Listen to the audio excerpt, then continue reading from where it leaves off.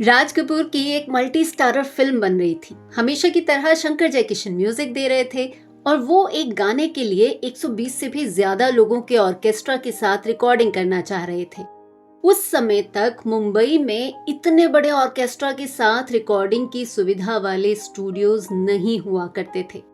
संगीतकार नौशाद ने भी जब 100 लोगों के ऑर्केस्ट्रा के साथ रिकॉर्डिंग की थी तो वो उसके लिए मद्रास गए थे, मगर शंकर जयकिशन और राज कपूर इसे मुंबई में ही रिकॉर्ड करने की योजना बना रहे थे। राज कपूर की सभी रिकॉर्डिंग्स फेमस स्टूडियो में होती थी, जो उस समय मुंबई का सबसे फेमस और बिजी रिकॉर्डिंग स्टूडियो हुआ करता था। लेकिन वहां पर इतनी बड़ी रिकॉर्डिंग करने की ना तो जगह थी ना इंतजाम। इसीलिए स्टूडियो मालिकों ने साफ साफ कह दिया कि इस तरह की रिकॉर्डिंग वहां संभव ही नहीं है। इस पर राज कपूर और शंकर जयकिशन ने उन्हें लगभग धमकी दे डाली कि वो आइंदा उनके साथ काम नहीं करेंगे। आखिरकार स्टूडियो इतनी बड़ी रिकॉर्डिंग के लिए तैयार हो गया, लेकिन उन्होंने कुछ शर्तें रखी।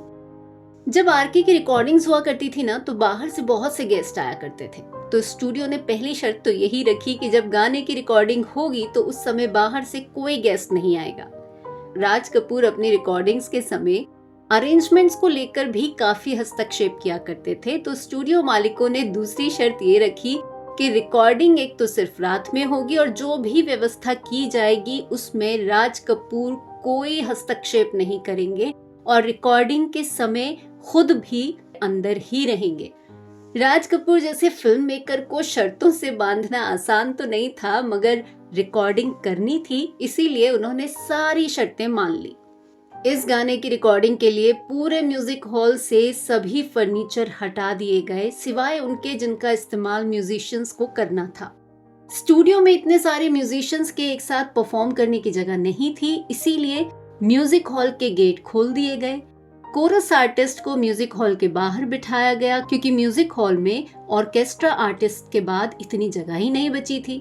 उस जगह के चारों तरफ मोटे मोटे पर्दे लगाए गए ताकि बाहर से कम शोर अंदर आए।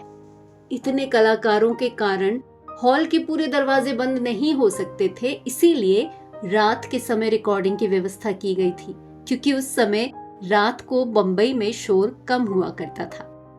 पूरे हॉल और बाहर के एरिया को कवर करने के लिए 5-6 रिकॉर्डिंग माइक्स लगाए गए।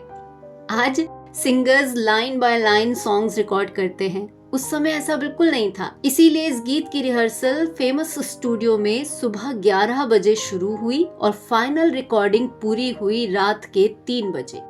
सभी म्यूजिशियंस और सिंगर्स ने लगातार बिना किसी कट के रिकॉर्डिंग की, तब जाकर ये गाना बना। अब लौट चले। हम जब गाना सुनते हैं तो हम ये सोचते भी नहीं है ना कि किसी गाने को बनाने में कितनी मेहनत लगी होगी, और इस गाने ने तो एक तरह से इतिहास रच दिया था। ये फिल्म है जिस देश में गंगा बहती है, आवाज है लता मंगेशकर और मुकेश की, और राज कपूर पद्मिनी पर ये गाना फिल्माया गया है। साथ में बहुत सारे आर्टिस्ट भी हैं। नैन बिछाए बाहें पसारे